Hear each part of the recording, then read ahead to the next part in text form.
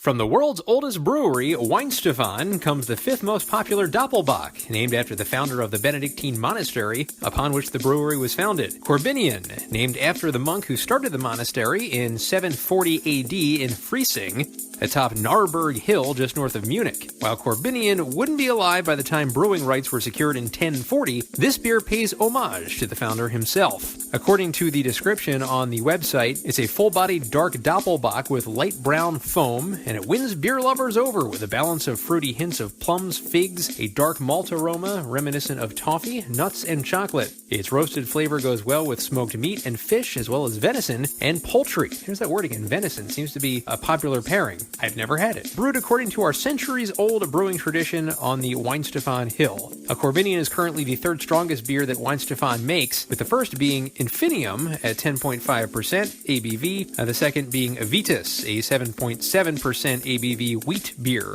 It's 7.4% ABV, 325 calories per 16-ounce serving, 16 IBUs. Korbinian also has been recognized as one of the best examples of the Doppelbock in Germany at the World Beer Awards. It also has won an award at the AIBA. And the website does have some interesting food pairings, at least one of them. Cookie bar with bacon and Korbinian. That's right, a cookie bar made with beer. Gotta love that. Best of both worlds, right? So in my review that was posted to YouTube fairly recently, September 3rd, 2020, I noted the dark caramel-colored pour with a healthy khaki head. Aroma-wise, I found it to be a bit chalky and a bit deep sugary and toast-like. Oh, I liken the taste almost to a Belgian dark with plum and stone fruit, but with a toasty taste on the back of the tongue with molasses and sugary notes. I ended up giving this beer a score of 9 out of 10. All right, excited to do this review.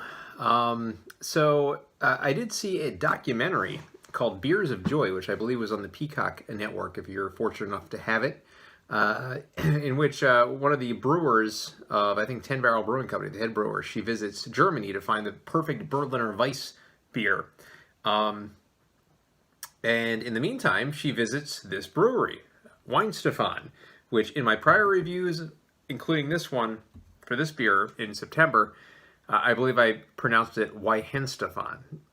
No, it's Weihenstephaner. At least that's how she pronounced it, so I'm assuming she was right, because she was there at the brewery at the time, so that's just me. You might be wondering, why is your beer open? Why is there a little bit of sediment in this glass? Well, it's because I started doing this review earlier, and the tulip glass I was using had a strange odor to it. I don't think it was cleaned properly, and it kind of had a little bit of a stink bug smell to it, which I'm thinking either one, this beer is out of date, which I don't really see any markings on born on date or anything like that. I don't think they do that, Weihenstephaner. Or it's the glass, and I deduced it was the glass because I poured a little bit in this tulip glass, and I didn't get that smell. So I think to do a fair review, I'm going to pour it into this glass and see what we have here. Again, tulip glass is good for this style.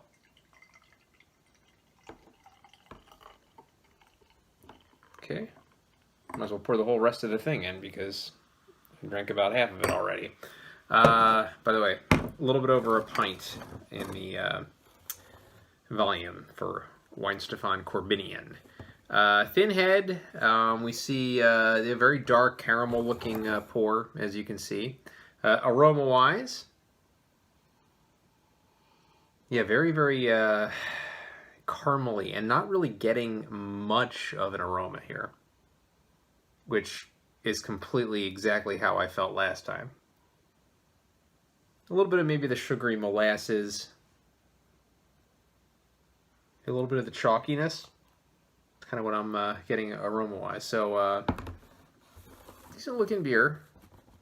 Almost looks caramel-esque. A little bit. Very dark.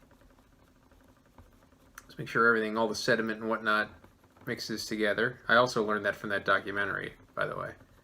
Beers like this, you want all the sediment to kind of gel together, and that's why you serve it in this kind of glass, so you can do that without it really spilling.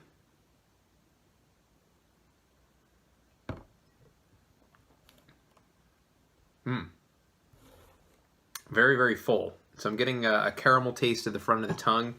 A little bit of toastiness, breadiness on the back.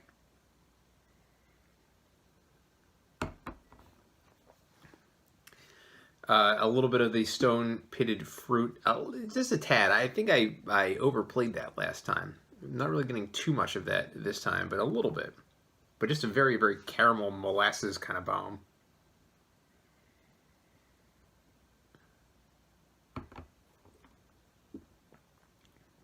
Warming sensation, but really not much as far as alcohol feel to it. This is 7.4%, so this is not very low in ABV. It's a little bit on the higher range, I would say. Very decent beer. Looks wise, it's a little carbony, I think, carbonated-y, if that's even a word. Aroma, kind of not quite there. I don't think the aroma is really, really difficult to ascertain. You got to really kind of dig down deep for that.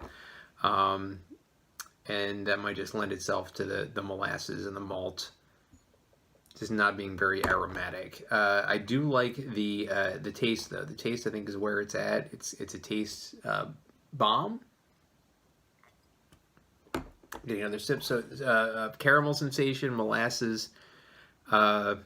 Overall, though, I'm not going to give this quite as high as I gave it only in September. I mean, currently it's April 6th, so it's not too much time has passed, but maybe my mood was different then. I don't know. So I'm still going to give it a great score. I'm going to give it an 8 out of 10. I think for an original, maybe the original Doppelbock, did a great job with it. It just lacks a little bit in appearance and aroma. But taste, I think it knocks it out of the ballpark. So really, really great beer, and I pay homage to it. It's Weihenstephaner Korbinian. Number 5 most popular on the Beer Advocate style list, but really decent. 8 out of 10.